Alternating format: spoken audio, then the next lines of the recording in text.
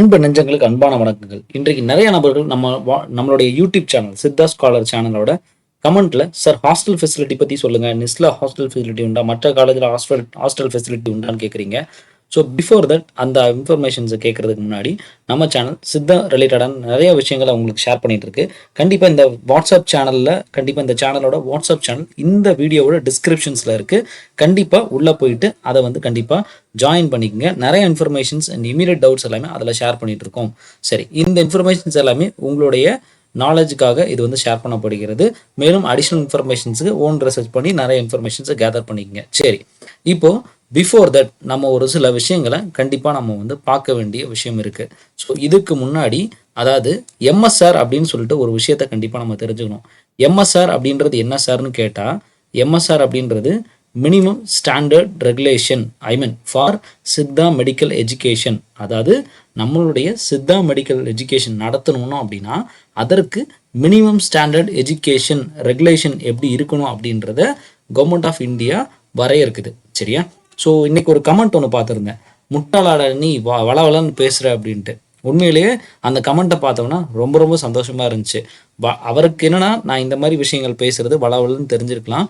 But நம்ம சேனலில் என்றைக்குமே ஆதாரம் இல்லாமல் எந்த ஒரு விஷயத்தையும் ப்ரெடிக்ஷன் சார்ந்த எந்த வித பொத்தாம் பொதுவாக எந்த வார்த்தைகளும் எந்த விஷயங்களும் பேசுவதில்லை.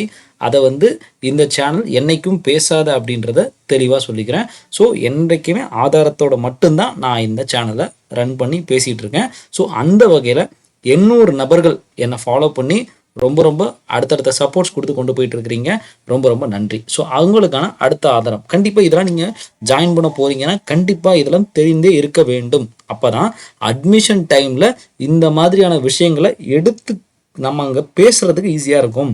பெற்றோர்களுக்கு இது ஒரு முக்கியமான வாய்ப்பு. ஏன்னா விட்டுட்டிங்கன்னா அதுக்கப்புறம் உங்களுக்கு வாய்ப்பே கிடையாது, இந்த மாதிரி பேசவே முடியாது. ரைட்டா? சரி, கவர்மெண்ட் ஆஃப் இந்தியா அதாவது கெசட் ஆஃப் இந்தியாவில் ஒரு சித்தா எஜுகேஷன் எப்படி இருக்கணும் அப்படின்றது பப்ளிஷ் ஆகுதுங்க. ஸோ இதே மாதிரி தான் அலோபதிக்கும் பப்ளிஷ் ஆகும். அதாவது அவங்க யாருன்னா நேஷனல் மெடிக்கல் கவுன்சில் இருக்கு இல்லையா, அவங்க பப்ளிஷ் பண்ணுவாங்க. இது யார் பப்ளிஷ் பண்ணுவாங்க அப்படின்னா NCISM minimum standard regulations for Siddha colleges and அதனை சார்ந்து உள்ள ஹாஸ்பிட்டல்ஸ்க்கும் national commission for Indian system of medicine இந்த ரெகுலேஷன்ஸை ஃபாலோ பண்ணுறாங்க. ஸோ அப் டு 2016 வரைக்கும் இது இருந்திருக்கு. பட் அடுத்த ரெகுலேஷன்ஸ் இன்னும் வெப்சைட்டில் இல்லை. ஸோ அப்போ லாஸ்ட் என்ன அப்டேட்டோ அதை மட்டும் நம்ம பார்த்துப்போம். சரி, அதாவது இந்த ரெகுலேஷன்ஸ் நிறைய விஷயம் பேசும். அதாவது காலேஜ்னால் எத்தனை ஏக்கர் இருக்கணும், என்ன மாதிரியான விஷயங்கள் இருக்கணும், என்ன மாதிரியான ஃபெசிலிட்டிஸ் ஒவ்வொரு லேப்லையும் இருக்கணும், இதெல்லாம் கண்டிப்பாக நீங்கள் இதை போய் பார்க்க வேண்டியது அவசியம். உங்களோட NCISM வெப்சைட்டில் ஜஸ்ட் மினிமம் ரெகுலேஷன் அப்படின்னு உள்ளே போனீங்கன்னா MSR அப்படின்னு ஒன்று இருக்கும், அதுக்குள்ளே இதெல்லாம் இருக்குங்க. ஸோ டெஃபினட்டாக இதெல்லாம் தெரிந்து கொள்ள வேண்டும். சரி, இப்போ இதில் ஏன் சார் நம்ம ரொம்ப முக்கியமாக ஒரு விஷயம் நீங்கள் இவ்வளோ சொல்கிறீங்க அப்படின்னா, requirement of minimum constructed area அப்படின்னு ஒன்று இருக்கும். ஒரு காலேஜ் ஒரு மினிமமாக ஒரு 60 சீட்ஸ் உள்ள காலேஜஸ்க்கு என்ன மாதிரியான ஸ்கொயர் ஃபீட் லெவல், அதாவது பார்த்தீங்கன்னா ஒரு 60 சீட்ஸ்லேருந்து ஒரு 100 சீட்ஸுக்கு இருக்கிறவங்களுக்கு எவ்வளோ லெவல் ஆஃப் ஸ்கொயர் ஃபீட்ஸ் அந்த காலேஜோட ஸ்கொயர் ஏரியா இருக்கணும் அப்படின்றது கொடுத்துருப்பாங்க. இப்படி அடுத்து பார்த்தீங்கன்னா ஷெடியூல் 1ல் கூறப்பட்டபடி, ஷெடியூல் 2ல் கூறப்பட்டபடி அந்த காலேஜோட அந்த hospital and separate college building hospital building இருக்கணும்னு சொல்லியிருப்பாங்க. சரி, இது என்ன சார் இதெல்லாம் எனக்கு தேவையா அப்படின்னு கேட்டால் கண்டிப்பாக தேவைங்க. ஸோ உங்கள் மகளையோ கண்டிப்பாக சேர்க்க போகிறீங்க அப்படின்னா இதெல்லாம் கண்டிப்பாக தெரிஞ்சுக்கணும். அடுத்து முக்கியமான point, the college shall also maintain other infrastructural requirement such as sufficient accommodation for college. ரைட்டா? அதாவது இதில் பொதுவாக sufficient accommodation for collegeன்னு கொடுத்துட்டாங்க. அண்டு ஹாஸ்பிட்டல் ஸ்டாஃப்ஸ், காலேஜில் இருக்கக்கூடிய ஸ்டாஃப்ஸ்க்கும், அது ஸ்டாஃப் ரூம் ஆகட்டும் எது ஆகட்டும் எல்லாமே இதில் ஒன்லி ஸ்டூடெண்ட்ஸ் சம்மந்தமான விஷயங்கள் இந்த சித்தா MSRல பேசப்படவில்லை. ஒரு காலேஜ் ஒரு வளர்ச்சி அப்படின்றது, டிபார்ட்மெண்ட்டோட வளர்ச்சி அப்படின்றது காலேஜ் வளர்க்குறது மட்டும் இல்லாமல் ஸ்டூடெண்ட்ஸோட ஆரோக்கியத்தையும் ஸ்டூடெண்ட்ஸோட வளர்ச்சியும் ஸ்டூடெண்ட்ஸோடைய கருத்தில் கொண்டு இது இன்னும் கட்டமைக்கப்பட வேண்டிய அவசியம் என்ன இருக்குது. இப்போ தான் NCISM ஒன்று டெவலப் ஆகிருக்கு. லாஸ்ட் ஒரு 5 இயர்ஸாக ரன் ஆகிட்டு இருக்கு. நல்ல விஷயங்களாக போயிட்டுருக்கு. ஒரு 3 to 4 இயர்ஸ் ஆயிருக்கும். நிறைய விஷயங்கள் போயிட்டு இருக்கு. பட் இத்தனை ஆண்டுகளாக இந்த MSRல அக்கமடேஷன் ஃபார் ஹாஸ்டல்ஸ் ரிலேட்டடாக எந்த விதமான சிறிய குறிப்புகளும் இதுவரை இருந்ததில்லை. ரைட்டா? ஸோ இது ரொம்ப ரொம்ப வருத்தம் அளிக்கக்கூடிய ஒரு விஷயமா இருக்கு. அதே வந்து பார்த்தீங்கன்னா ஜஸ்ட் சிம்பிளி ஹாஸ்டல்னு சர்ச் பண்ணால் கூட ஒரு சின்ன ஒரு சர்ச் வேர்டு கூட இல்லை. சரி, இதே 2023 அலோபதிக் எம்எஸ்ஆர், சரியா, அதாவது அலோபதிக் மெடிக்கல் காலேஜ் இருக்கும் இல்லையா, அதுக்கு ரெகுலேஷனை தரக்கூடிய நேஷ்னல் மெடிக்கல் கமிஷன், அதாவது என்எம்சி இருக்கு இல்லையா, இவங்க அதாவது எஜுகேஷனை கண்ட்ரோல் பண்ணக்கூடிய பாடி அப்படின்றது இவங்க தான். நமக்கு எப்படி என்சிஎஸ்எமோ அது மாதிரி யூஜி மெடிக்கல் எஜுகேஷனுக்கு வந்து அவங்க ஒரு சில விஷயங்களை வந்து பரிந்துரைக்கிறாங்க. அந்த பரிந்துரைப்பில் அவங்க சொல்லக்கூடியது ஒரு காலேஜ் அதில் என்னென்ன டிபார்ட்மெண்ட் இருக்கணும் அப்படின்னு சொல்கிறாங்க. ஷெட்யூல் 1 ரொம்ப ரொம்ப அத்தியாவசியமாக accommodation in medical colleges and it's associated teaching hospitals அப்படின்னு சொல்லிட்டு ஒரு அனெக்ஷரை வந்து ஃப்ரேம் பண்ணுறாங்க. அதில் கேம்பஸ் அப்படின்ற ஒரு கேட்டகரிக்குள்ள ஹாஸ்டல், அதாவது பொதுவாக பார்த்தீங்கன்னாவே மெடிக்கல், அதாவது shall comprise of a medical college, the attached teaching hospitals and the hostels for students and interns with or without residential area for faculty or other staffs of the college or hospital. அதாவது ஆப்ஷனில் என்ன கொடுத்துருக்கான் அப்படின்னா, கட்டாயம் hostel ஸ்டூடெண்ட்ஸுக்கும் இன்டர்ன்ஸுக்கும் ஹாஸ்டல்ன்றதும், அல்லது ஒரு சில சமயங்களில் ரெசிடென்ஷியல் ஃபேக்கல்ட்டிஸ்க்கும் ஸ்டாஃப்ஸுக்கும் ஒரு சில சமயம் நீங்கள் உள்ளே தங்குறதுக்கான அந்த குவார்டர்ஸ் அப்படின்றது கொடுக்கவும் செய்யலாம், கொடுக்காமலும் இருக்கலாம். ஸ்டூடெண்ட்ஸ் அல்லது இன்டர்ன்ஸுக்கு கண்டிப்பாக கொடுத்தே ஆகணும் அப்படின்றது அவங்களோட இது. சரி, இது மட்டும்தானா அப்படின்னு கேட்டால் இன்னும் முன்னொரு முக்கியமான ஒரு விஷயத்தையும் நீங்கள் கண்டிப்பாக தெரிஞ்சுக்கணும். ஏன்னா இந்த மாதிரி விஷயங்கள் தான் நம்மளுடைய சித்த மருத்துவத்தை நம்ம இன்னும் வளர்க்குறதுக்கான ஒரு முக்கிய விஷயமா அமையும். இதை ஏன் சார் நான் தெரிஞ்சுக்கணும் அப்படின்னு கேட்டால், நான் ஜாயின் பண்ண தானே போகிறேன், எனக்கு இதுக்கு இந்த விஷயம் தெரியணும் அப்படின்னு கேட்டால், நீங்கள் கட்டாயம் நீங்கள் அந்த ஜாயின் பண்ணுற போகிற சமயத்தில் உங்களுக்கு இந்த இன்ஃபர்மேஷன்ஸ், நீங்கள் பேரண்ட்டாக இருக்கிறீங்க, அது ஹாஸ்டல் வருமானு கேட்டால் ஒரு சில சமயங்கள் ஒரு 6 மாதத்தில் ஹாஸ்டல் கொண்டு வந்துடுங்க அப்படின்னு சொல்லுவாங்க. நம்ம சரி ஓகே 6 மாதம் கொண்டு வந்துடுவாங்களே ஜாயின் பண்ணிடுவோம்னு நினைப்போம், சரியா. பட் நம்ம இது ஏன் இந்த அளவுக்கு ஒரு முக்கியத்துவம் கொடுக்கறதில்ல அப்படின்றது, ஒரு அலோபதிக்கு ஒரு மெடிக்கல் காலேஜுக்கு கொடுக்கக்கூடிய ஒரு முக்கியத்துவமானது ஒரு சித்த மருத்துவம், ஒரு ஆயுஷ் மருத்துவத்திற்கான ஒரு முக்கியத்துவம் வந்து இந்த அக்காமடேஷனில் ஸ்டூடெண்ட்ஸ்க்கான வெல்ஃபேரில் இவங்க வந்து செயல்படுத்துவது இல்லை அப்படின்றது ரொம்பவே இதில் திண்ணமாக தெரியுது. கூடவே ஹாஸ்டல்ஸ் அலோபதிக்கான ஒரு ரெகுலேஷனுக்கு உள்ளேயே பாருங்கள், அதுலேயே page number 36, hostel for students and interns and resident student doctors college or institution shall provide furnished accommodation. Furnished accommodation அப்படின்றது என்னன்னா, அறகுறையாக இல்லை, ஃபேனு லைட்டு ரூமில் இருக்கக்கூடிய டேபிள்ஸு சேர்ஸு எல்லாமே ப்ராப்பராக கொடுத்துடணும், சரியா. அதாவது கூடவே அட்லீஸ்ட் 75 ஸ்டூடெண்ட்ஸுக்காவது, பர்சன்டேஜ், இப்போ 100 பேர் ஜாயின் பண்ணுறாங்கன்னா அதில் 3/4 நபர்களுக்காவது நீங்கள் ப்ரொவைட் பண்ணணும். ஸ்டூடெண்ட்ஸுக்கும் இன்டர்ன்ஸுக்கும் ரெசிடென்ட் டாக்டர்ஸ்க்கும் ப்ரொவைட் பண்ணணும். It is desirable that hostel rooms R double accommodation facilities. அதில் கூடவே அடிக்குவேட்டாக ரெக்ரேஷனல் அண்ட் டைனிங், சாப்பிட்றதுக்காகவும் அமர்ந்து பேசுவதற்காகவும் 24 hours செக்யூரிட்டி ஃபெசிலிட்டியோட அந்த ஹாஸ்டல்ஸ் இருக்கணும் அப்படின்னு சொல்லியிருப்பாங்க. Those who do not wish to avail hostel facility, அவங்களுக்கு கட்டாயப்படுத்தக்கூடாது. விருப்பம் இருக்கிறவங்க ஹாஸ்டலில் இருக்கணும், அல்லது நீங்கள் ஓனாக ஏதாவது வெளியே எடுத்துப்பீங்க அப்படின்னா நீங்கள் வெளியே வந்து இது பண்ணிக்கலாம். ஸோ அதில் வந்து நீங்கள் ஹாஸ்டல் ஃபீஸ் அப்படின்ற விஷயத்தை பே பண்ணிக்க தேவையில்லை அப்படின்றதையும் அவங்க தெளிவாக குறிப்பிட்டிருப்பாங்க. ஸோ இந்த அளவுக்கு இவ்வளோ டீட்டெயிலாக ஒரு நேஷனல் மெடிக்கல் கவுன்சிலுக்கு கீழே வரக்கூடிய ஒரு ரெகுலேஷன் எம்எஸ்ஆர் ஆனது வடிவமைக்கப்பட்டு இருக்கிறது. இது போன்று சித்தால இந்த மாதிரியான ஒரு ரெகுலேஷன்ஸ் இல்லை. ஸோ இதை ஏன் நான் உங்களுக்கு சொல்லணும் அப்படின்னா, அடுத்தது நம்ம எந்தெந்த கவர்மெண்ட் காலேஜஸில் ஹாஸ்டல் ஃபெசிலிட்டி இருக்குது அப்படின்றத நம்ம பார்க்க போகிறோம். ஸோ முதல்ல இன்னொன்று கூடவே வந்து பார்த்தீங்கன்னா, இப்போ வந்துட்டு ஹாஸ்டல் அக்கமடேஷன் நான் ஆல்ரெடி சொன்னேன்.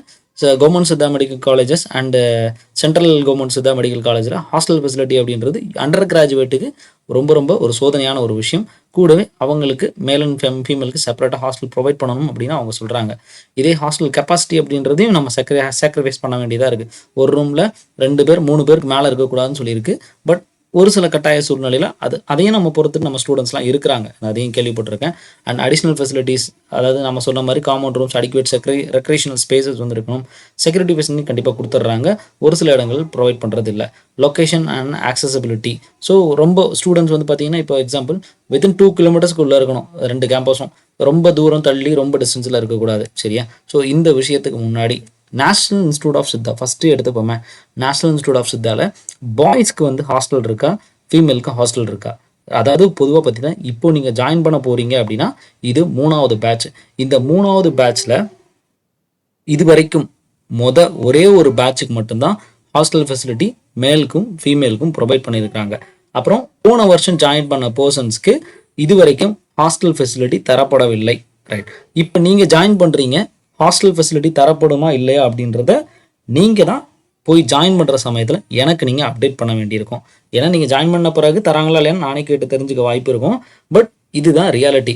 இந்த சமயத்தில் தான் இந்த ரெகுலேஷன்ஸை நீங்கள் வந்து கரெக்டாக பாயிண்ட்டாக நீங்கள் வந்து மைண்டில் வச்சுக்கணும். சரி, அவங்க அக்கமடேஷன் ஜென்ரலாக சொல்லிட்டாங்க, definitely they have to provide. ஒரு மெடிக்கல் காலேஜ் அப்படின்றதுக்கான ஹாஸ்டல் ஃபெசிலிட்டியான இம்பார்ட்டன்ஸ் அப்படின்றத நான் லாஸ்ட்டில் சொல்கிறேன். சும்மா வளவலன்னு பேசுகிறேன்னு நினைக்க வேண்டாம், மன்னிக்கணும். அதே government Siddha medical college Palayamkottai எடுத்தீங்க அப்படின்னா மேலுக்கும் ஃபீமேலுக்கும் ஹாஸ்டல் ஃபெசிலிட்டி இருக்கான்னு கேட்டால் மேலுக்கு 0. அதே இன்டர்னுக்கு இருக்குது, பாய்ஸ்க்கு இருக்குது, அதுவும் அந்தளவுக்கு ஃபெசிலிட்டி பெரிய அளவு இல்லை.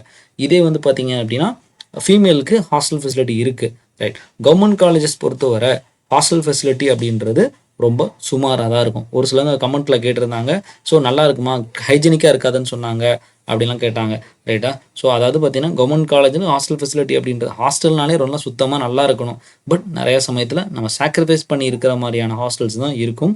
ஒரு சில இடங்களில் நிறைய நபர்கள் கிராமங்களில் இருந்து வந்து அவங்களால ஃபீஸ், ஏன்னா கவர்மெண்ட் நாமினேட்டட் ஃபீஸ் அப்படின்றப்போ நம்ம கொஞ்சம் ஓரளவுக்கு இதாக தான் இருக்கும். ஸோ கண்டிப்பாக கொஞ்சம் அட்ஜஸ்ட் பண்ணி இருக்கும்போது ஃப்ரெண்ட்ஸோடு நம்ம அடாப்ட் ஆகும்போது அந்த கஷ்டங்கள் கண்டிப்பாக அதையும் போக்கி நம்ம மருத்துவர்கள் நல்லா படித்து பெரிய பெரிய ஆளாக வராங்க. ரொம்ப ரொம்ப சந்தோஷமான விஷயம்.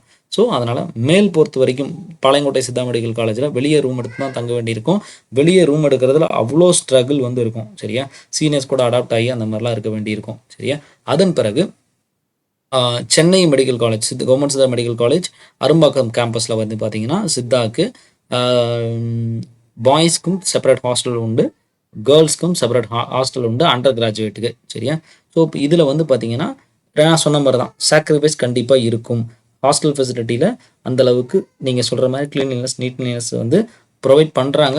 பட் இருந்தாலும் உங்களோட வீட்டில் இருந்த மாதிரி எக்ஸ்பெக்டட் லெவல்ஸ் வந்து இருக்கவே இருக்காது. ஸோ அப்படி இருக்கணும் அப்படின்னா அதுக்கேற்ற மாதிரி ஆல்டர்னேட் நீங்கள் முதல் நாள் பார்க்குறப்ப போய் பார்த்துட்டு in case of you are not satisfied டெஃபினட்டாக நீங்கள் வந்து ஆல்டர்னேட் சோர்ஸை வந்து எடுத்துக்கணும். சரியா, but based on the regulation hostel facility அப்படின்றது very very mandatory. Right, okay. அதன் பிறகு இந்த ஹாஸ்டல் ஃபெசிலிட்டி இருக்கிறதுனால என்ன சார் பெனிஃபிட் அப்படின்னு நீங்கள் எடுத்துக்கிட்டீங்க அப்படின்னா, முதல்ல எல்லாரோடையும் நம்ம மிங்கிள் ஆகிறதுக்கான வாய்ப்பு வந்து முதன்மையாக அமைக்கப்படும். ரெண்டாவது, ஒரு சீனியர் படிக்கிறாரு, ஒரு சீனியர் என்ன லேர்ன் பண்ணுறாரு, ஒரு சீனியர் என்ன டைப் ஆஃப் மெடிகேஷன்ஸ் ப்ரெஸ்கிரைப் பண்ணுறாரு, என்ன மெடிசன் ப்ரிப்பேர் பண்ணுறாரு, அவர் என்னென்ன மாதிரியான ஆங்கிள்ஸ்லாம் படிக்கிறாங்க, எப்படி வந்து கிளினிக்ஸ்லாம் கற்றுக்குறாங்க, அதாவது நீ ஃபஸ்ட் இயர்லேயே ஃபைனல் இயர் எப்படி கஷ்டப்படுறாங்க, ஃபைனல் இயர் என்ன மாதிரியான ரெக்கார்ட் நோட்ஸ்லாம் மெயின்டைன் பண்ணுறாங்க, புரியுது இல்லையா? ஸோ அவங்க எத்தனை மணிக்கு ஓபி போகிற மாதிரி இருக்கும், அவங்க எப்படி அந்த டைம் மேனேஜ்மெண்ட்லாம் பண்ணுறாங்க, எல்லார்ட்டையும் நம்ம கற்றுக்கல முடியலனாலும் ஒரு சில நபர்கள்ட்ட கண்டிப்பாக இந்த மாதிரியான விஷயங்களை கற்றுக்கொள்ளக்கூடிய வாய்ப்பு வந்து அங்கேயே நமக்கு வந்து அமையும். அப்புறம் இன்னொன்று, 3வது, நம்ம ஃப்ரெண்ட்ஸ் வந்து படிக்கிறான், அப்போ கண்டிப்பாக நம்மளும் படிக்கணும் அப்படின்ற ஒரு ஆர்வம் அப்படின்றது கண்டிப்பாக தூண்டும். ரைட்டா, கூடவே அங்கே வந்து பார்த்திங்கன்னா நிறையா சீனியர்ஸ் மெடிசன் ப்ரிப்பரேஷன்ஸ்லாம் பண்ணுவாங்க. அந்த விஷயங்களை நம்மளால் ஈஸியாக வந்து கற்றுக்க முடியும். கூடவே ஒன்றா இருக்கும்போது அந்த ஒற்றுமை அப்படின்றது நமக்குள்ளே இருந்துக்கிட்டே இருக்கும். இப்போ எக்ஸாம்பிள், இப்போ நான் வந்து ஃபஸ்ட் இயர் போகிறேன். நான் ஃபஸ்ட் இயர் போகிறப்போ அந்த இடத்துல ஒரு ஃபைனல் இயர் சார் ஒருத்தர் இருப்பார். அப்போது அவர் கூட எனக்கு ஒரு கான்டாக்ட் உருவாகும். அப்போது நான் வந்து ஒரு ஃபைனல் இயர் வரேன். சரியா, ஏன்னா இங்கேயே ஒரு 5 வருஷத்துக்கு முன்னாடி உள்ள சீனியர்ஸோட கான்டாக்ட் எனக்கு கிடச்சிருது. 1 2 3 4 5 இயர்ஸ் சீனியர் கான்டாக்ட் கிடச்சிருது. சரி, இப்போ நான் வந்து ஃபைனல் இயர் போகிறேன். ஃபைனல் இயர் போகிறப்போ எனக்கு பின்னாடி என்னோட ஜூனியர்ஸ்னு வந்திருப்பாங்கல்ல, அந்த 5 வருஷத்தோட கான்டாக்ட் கிடைக்கும். ஒரு கவர்மெண்ட் காலேஜில் நீங்கள் ஜாயின் பண்ணுறீங்க அப்படின்னா, ஒரு ஹாஸ்டல் ஃபெசிலிட்டியில் இருக்கீங்க அப்படின்னா, பின்னாடி 5 வருஷமும் முன்னாடி 5 வருஷமும் இருக்கக்கூடிய சீனியர்ஸோட அந்த கான்டாக்ட் அப்படின்றது என்றைக்குமே நல்லா ஸ்ட்ராங்காக போல்டாக நமக்கு என்றைக்கும் எந்த விதமான டவுட்ஸை கிளாரிஃபை பண்ணுறதுக்கான விஷயங்கள் உங்களுக்கு உண்டாகக்கூடிய வாய்ப்பு வந்து அதிகம். இந்த மாதிரி ஃபெசிலிட்டி இன்றைக்கி பாளையங்கோட்டையில் ரொம்ப ரொம்ப மிஸ் ஆகிறத ஸ்டூடெண்ட்ஸ் வந்து பார்க்குறாங்க. இதுதாங்க இன்றைக்குள்ள நிலைமை. ஹாஸ்டல் ஃபெசிலிட்டி இல்லாததுக்கான முக்கியமான விஷயம் இதுதான். ஸோ மேலும் வேறு ஏதாவது கமெண்ட்ஸ் அண்ட் கிளாரிஃபிகேஷன்ஸ் இருக்குன்னா கமெண்ட்டில் ஷேர் பண்ணுங்கள். கண்டிப்பாக ஷேர் பண்ண தயாராக இருக்கேன். ஒரு வீடியோ ரொம்ப லென்த்தியாக இருக்கும், பட் டெஃபினட்டாக இது லைஃப் லாங் நமக்கு வந்து இது வந்து ஒரு ஒரு ஆதாரமான ஒரு வீடியோவாக இருக்கும் அப்படின்றது எந்த விதத்துலையும் மறந்துட வேண்டாம். வேறு ஏதாவது சந்தேகம் இருந்தால் கமெண்ட்டில் ஷேர் பண்ணுங்கள். வாட்ஸ்அப்பில் நம்ம சேனல் இருக்குது, கண்டிப்பாக ஜாயின் பண்ணிட மறந்துட வேண்டாம். ரொம்ப நன்றி. தேங்க்யூ.